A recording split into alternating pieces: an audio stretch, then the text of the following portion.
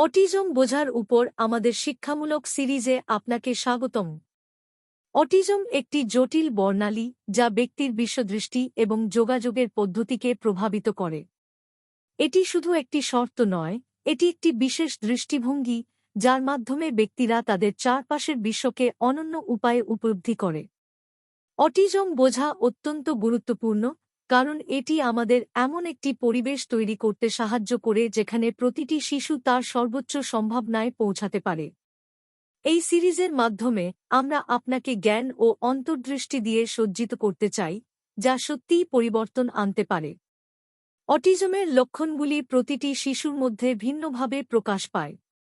প্রাথমিকভাবে লক্ষণগুলি চিহ্নিত করা একটি বড় পার্থক্য আনতে পারে।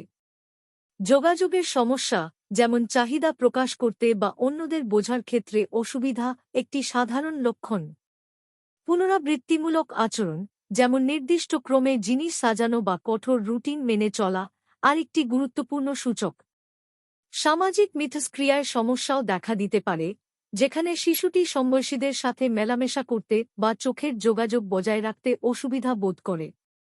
এই লক্ষণগুলি আগে চিনতে পারলে শিশুর বিকাশে সাহায্য করার জন্য সময়মতো হস্তক্ষেপ করা সম্ভব হয়।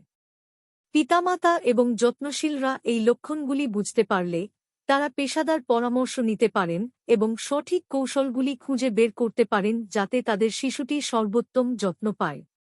অটিজম আক্রান্ত শিশুকে সাহায্য করার অনেক উপায় রয়েছে, যেমন কার্যকর হস্তক্ষেপ এবং therapy.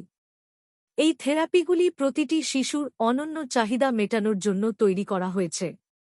Applied behaviour analysis অ্যাবা, speech therapy এবং পেশাগত থেরাপির মতো থেরাপিগুলি শিশুদের জীবনকে উন্নত করতে উল্লেখযোগ্য ফলাফল দেখিয়েছে।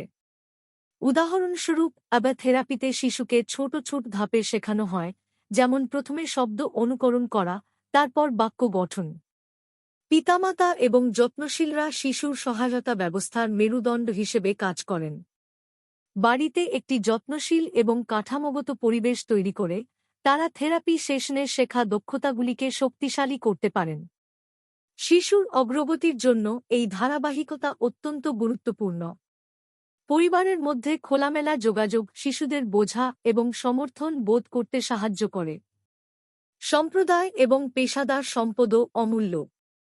সহায়তা গোষ্ঠীগুলি পিতামাতা এবং যত্নশীলদের অভিজ্ঞতা ভাগ করে নেওয়ার, পরামর্শ বিনিময় করার এবং তারা একা নয় তা জেনে সান্ত্বনা পাওয়ার জন্য একটি প্ল্যাটফর্ম প্রদান করে।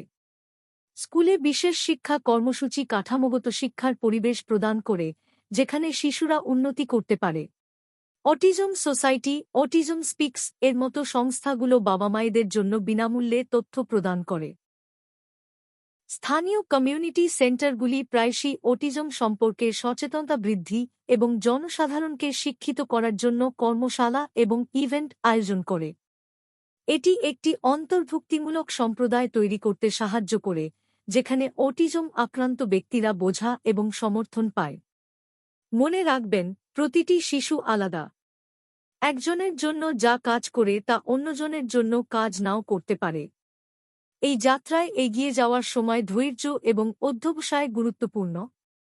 ছোট সাফল্যগুলো উদযাপন করুন, যেমন শিশুটি প্রথমবার আপনার দিকে তাকিয়ে হাসলেও তা বিশাল বিজয়।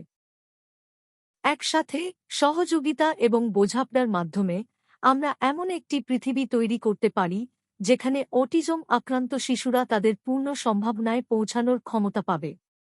অটিজম বোঝার এই যাত্রায় আমরা শিখেছি যে প্রাথমিক শনাক্তকরণ এবং সঠিক হস্তক্ষেপ শিশুর উন্নতিতে গুরুত্বপূর্ণ ভূমিকা পালন করে।